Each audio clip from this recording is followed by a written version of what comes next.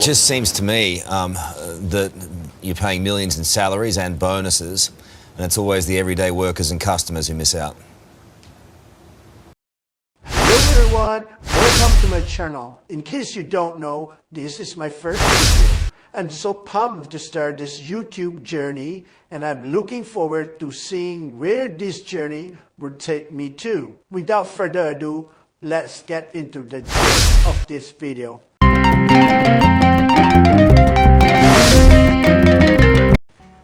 As you may or may not know, Australia Post has jacked up their postage rates by up to 10%, which has come into effect since the 3rd of July 2023.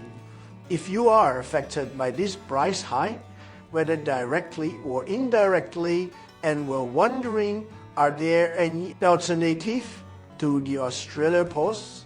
I would like to tell you, the good news is there are.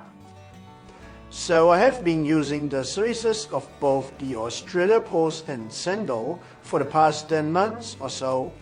In this video, I'm going to compare the delivery speed of Australia Post and Sendle for domestic parcels based on my personal experience. To conclude, I will review whether Australia Post or Sendle on average has a faster delivery speed based on my experience of using both of these companies. If you are thinking of sending with Sendle for the first time, I hope this video will assist you with your decision making.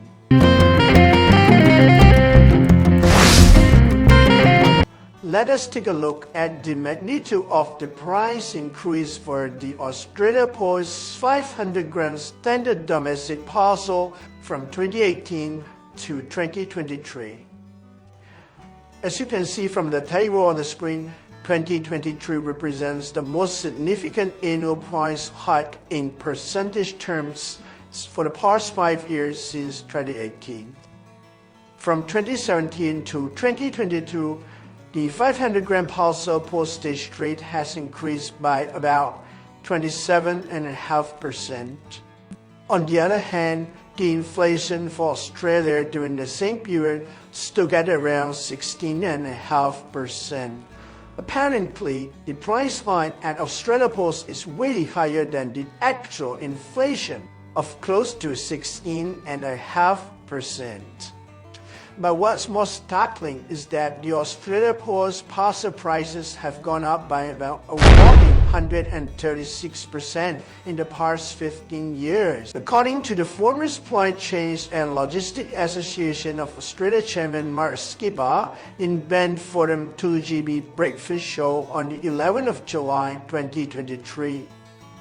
Mark Skipper also told Ben Fordham that in contrast, the inflation rate has been around 38.7% over the same period. So they have jacked up the parcel rates 3.5 times the inflation or CPI rate, which is huge. Let us have a listen at the conversation of Mark Skipper with 2GB's Breakfast Show host Ben Fordham. It was Mark Skipper who tipped us off about this, the former chairman of the Supply Chain and Logistics Association of Australia. He's on the line. Morning to you, Mark. Good morning, Ben. How are you? Good. It's getting very expensive to send a parcel. Well, yeah, I've been tracking this, Ben, because our members raised this as an issue over a decade ago, since 2008, and they've actually gone up 136% since 2008. And you look at the Reserve Bank website, the inflation rate has been 38.7% over the same period.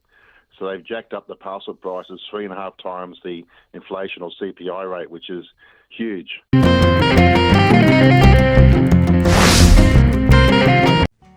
Now, it is time to compare the delivery speed of Australia Post against Sendle for the domestic parcel services. In order to do this, I first downloaded the details of all of my previous parcel orders from both the Sendle account dashboard and the My Post Business account dashboard.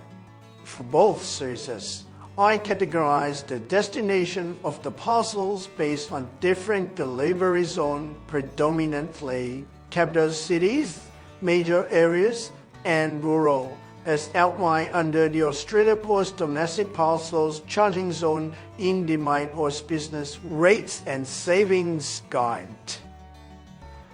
After processing all the data on the spreadsheets, here comes the revelation time.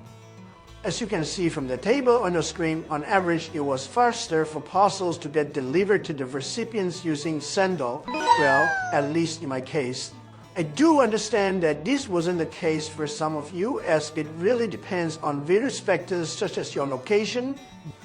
For my data, bear in mind that I did not include lost parcels in the data point. And also, the data could be skewed due to insufficient data points for Australia Post, as you may have already noticed that I rarely send with Australia Post. In case you're curious about how many lost parcels I personally encountered, you may download the spreadsheet with all of my orders in the spreadsheet with the associated delivery status through the link given in the description below. In the spreadsheet, you can also see all of the parcels I sent internationally to Australia Post and Sendle. Now, here comes the end of this video. Thank you all for watching. I hope you enjoyed this video. If you did, please give it a thumbs up and press the subscribe button to my channel with the notification bell turned on so that you will be notified of my new video. In the meantime, I would love to hear from you. What did you think of this video? What did you learn? How can I improve? Let me know in the comment section below. And if you have any questions, please don't hesitate to ask. I'm always happy to help out. Thanks again for watching till the end. Goodbye.